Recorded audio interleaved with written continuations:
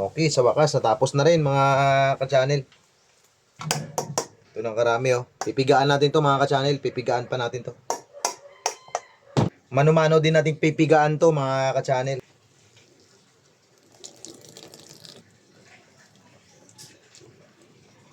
Kailangan palakasan to ng pagpiga mga ka-channel. Ubos lakas. Isang piga lang to, okay na. Ito. Pag gaganyan mga ka-channel, okay na yan.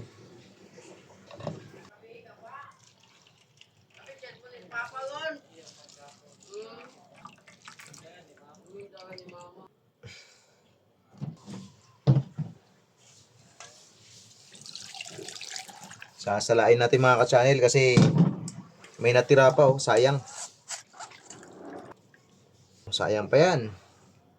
Mayroon tayong kinadkad na buko ng nyug mga ka-channel. Lagay natin dito. Lalagyan natin ng asukal mga ka-channel.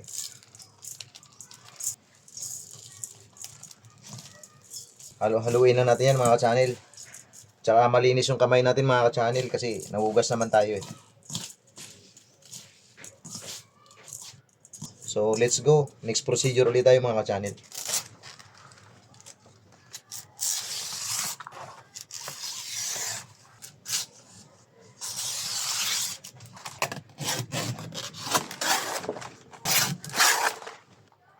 Yan o.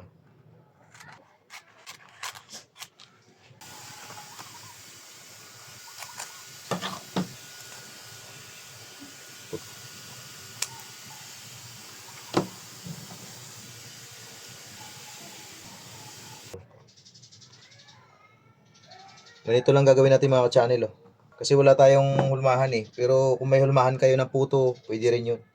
Pero itong ginamit ko, banana leaf, para may aroma siya, mabango. Puto na kamuting kahoy. Mag-caramelize lang tayo ng brown sugar.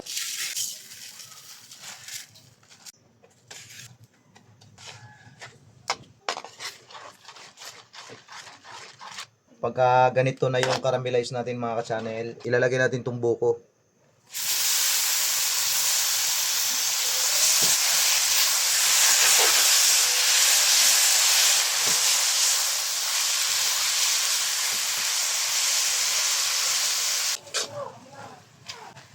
Gawin lang natin bukayo ito mga ka-channel kasi ang tawag sa amin nito, bukayo. Yan o. Kapag ganito na mga ka-channel, okay na to. Bukunin na natin yan.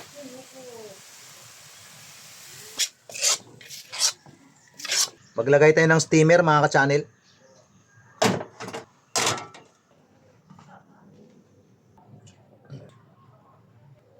Lagyan natin ng agwat na ganyan no. Para makapasok yung init niya. Tapos ilalagay na natin ito mga ka-channel, isa-isa. Yan.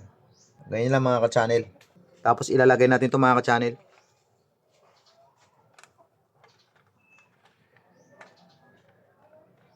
Ayan o. Lalagyan natin ng bukayo sa gitna mga ka-channel. Yung ginawa nating buko kanina na may asukal. Masarap to kung marami lagay natin. Wala lang kami kakain nito eh. Lalagyan uli natin ng kinadkad na kamuting kahoy sa itaas.